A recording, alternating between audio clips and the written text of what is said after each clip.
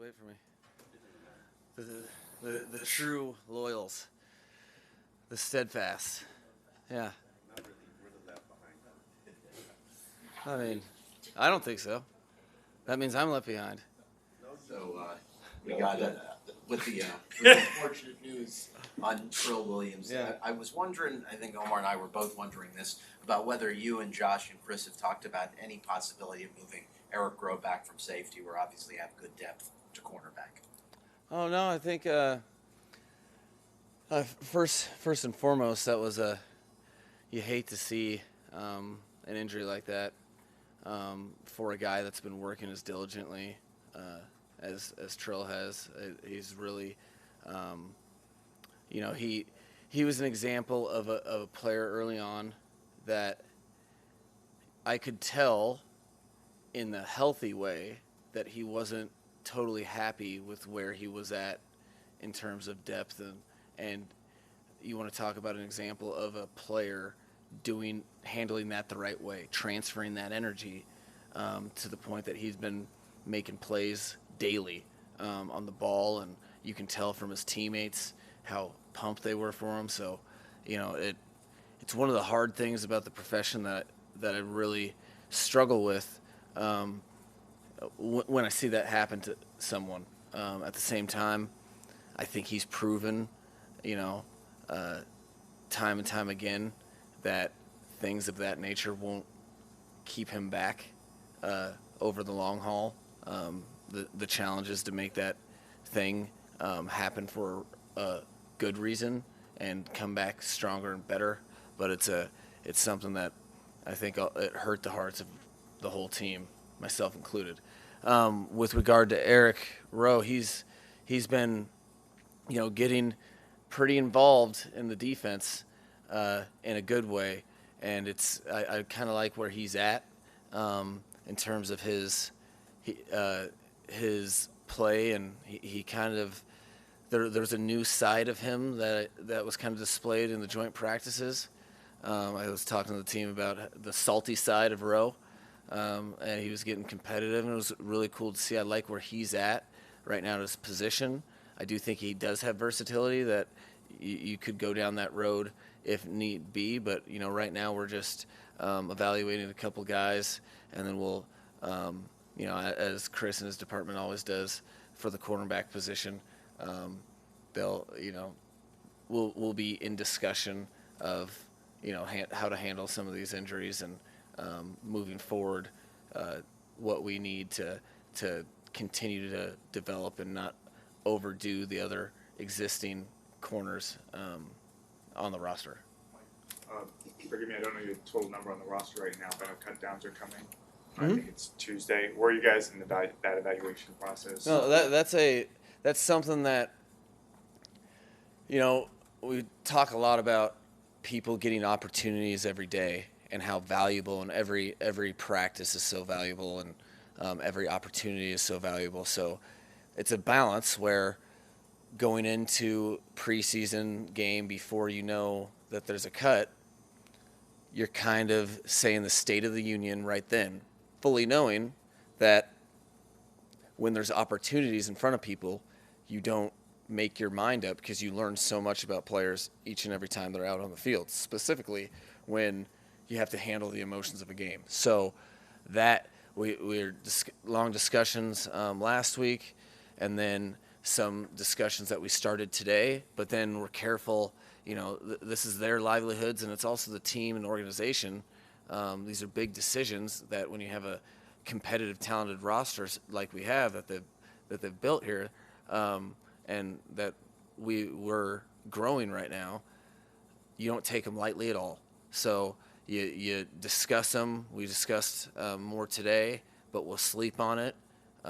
Further discussion comes tomorrow. It's just a constant communication with Chris and myself, as well as the coordinators and position coaches for every real decision that we make. And to the team's credit, it's not easy, and that's a good thing for the Dolphins. There's no brainer. Oh yeah, this guy is a fish out of water. No, it's far from that. So we'll continue to discuss that before we make those final decisions, which are tough, and that's good. Mike, quick two-part question about, I'm stealing Barry's thing. But the first one's very quick. Greg Little's absence last night, was that injury related? And also, how would you describe his performance at camp so far? Oh, okay. That's 1.5, and I'm okay. 1.5 I can handle. No, the reason we didn't totally know that he wasn't going to play. He's been day to day, and so you're trying to position him to be ready to play in the game, but then at the last second, when it comes time for the game, you have to decide, is this a fair representation for the player, because you don't want to put them out there and then after the game be like, well, he was playing through an injury in the preseason right now, because that just confuses you more. So he'd been really doing well, flashing some stuff, gaining some confidence that he should have, and he deserves, and we didn't want to compromise that confidence by putting him out there before he's ready. So he's really day to day, and we'll continue that evaluation so that we can get the right Greg Little out there on the field. Coach, you want to stay on the offensive line, and we've been a lot of excitement about Rob Hunt, Austin Jackson, from yourself, Chris Greer. The guys themselves have been very excited about their work in this system. Now that you have, I think, 13 snaps of game tape, what's kind of your take on what they put on tape last night? It was really cool because of how they have developed, where it's the first opportunity. These guys we talk about deliberate practice a bunch, and I was talking to the team today about it, that the idea of deliberate practice is so that in the games, it's just virtually another practice, that you're putting yourself in game situations all the time. And so there was really, out of those 13 snaps, probably for all 3 of those guys, there would have been like 10 pluses. And then the 3 minuses were all things that they have executed against our defense in practice, whether it's combinations or pass pro sets, that maybe were a little off. So it was awesome for those young dudes to get that feeling, for us to say, hey, why is this different? Okay, it shouldn't be. You should have all the confidence. It should feel the same as practice for you, and that's the goal. That the spectacle that is a game isn't anything but doing our craft that we do every day. So it got us a chance to revisit kind of the primary pillars of philosophy of how we go about our business. I think they felt it, but they didn't lose confidence. It was like, oh yeah, and we're at a good spot with them because of that. You said at halftime yesterday, I think it was halftime, you talked about how you weren't necessarily nervous because football is what you're good at. So I guess now that you've had a night to process last night's game, your first chance at being a head coach, how are you feeling about your performance and just about that moment for you in general? Yeah, I think it was more that I'm not good at anything else. It was less of like, yeah, I'm good. No, but it is where I am comfortable. I think you guys can feel that. And, I'm not going to hide from it at all. There's a lot of things, and I'm not going to necessarily have this whole dialogue about how terrible I am, but there's a lot of things that I'm like, yeah, that's not what I hope it to be. Which, it was ironic. I knew that going into it. I'm like, yeah, this is not, it's an odd thing to be excited for something, but also know, hey, yeah, I'm about to go not put my best foot forward or my final product forward. So just like the players, there's a lot of things. And I think that's important as a coach, to identify and be transparent with that with your players. Of like, hey, yeah, this wasn't good enough. This shortchanged you in one way, shape, or form. To say that I'm excited because it's over, because I wanted to identify exactly where that I just wanted to get to that point as fast as possible. And hey, okay, well, did this, now I can get better at this, and I can manage this better, I can communicate this better, this decision could be better, all of those things. So yeah, it's what I expected, and I expected to get a C on the math test, and I got the C, and so I'm like, yeah, cool. Now I can work towards getting a B or an A someday. if you guys allow it. I know some offensive line coaches talk about playing the 5 best guys when they have injuries. I was curious your feeling on that issue with regard to tackle. So if Teron, God forbid, if he misses any games this year, would you think, and I don't know how much you'll want to talk about this for competitive reasons, I just want to throw it out there, would you be of the mindset to potentially either move Austin or Liam from positions where they played since May and have developed real good consistency to left tackle if need be, or do you believe it's best to leave them where they are if they're thriving at those spots and play a natural left tackle if Teron needs to miss time? So there's a starting point to that, but I think absolutes are a dangerous place because if you just live in that, then what about the exception that flourishes? But from a starting point, it kind of has to do with the combination of your combinations of players, because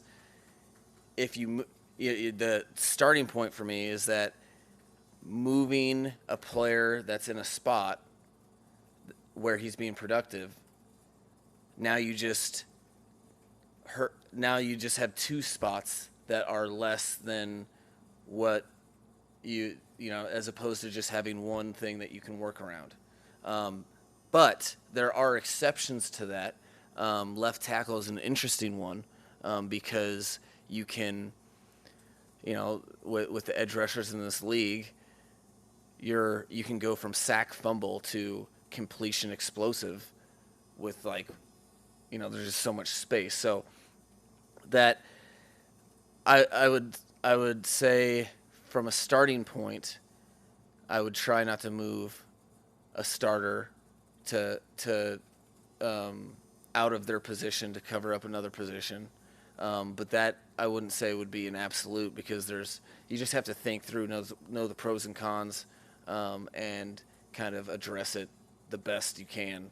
And I guarantee there'll be a situation where I will go back on that statement at some point in time, because I don't believe in just being like, all right, this is my philosophy, brain shut off. You know what I mean? I want to ask you about Teddy. I didn't see him practice on Thursday, and then he doesn't play in the game. Was any of that injury related, or just he's a veteran and we really wanted to see Skylar for 2 days? Yeah, he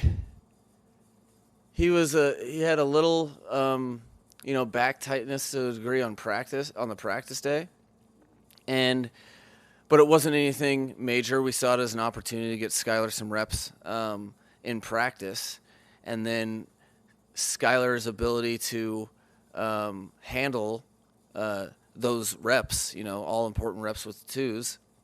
And we kind of just got thinking, here's an opportunity to do something that you don't generally get, which is, I think I've talked about it before, but I had one experience with Sage Rosenfels when I was coaching in Houston, and Sage's point to me that always stuck out with me was like, I'm so much better coming in as a reliever. It's so different when you're not preparing as a starter and then in game you come in and play.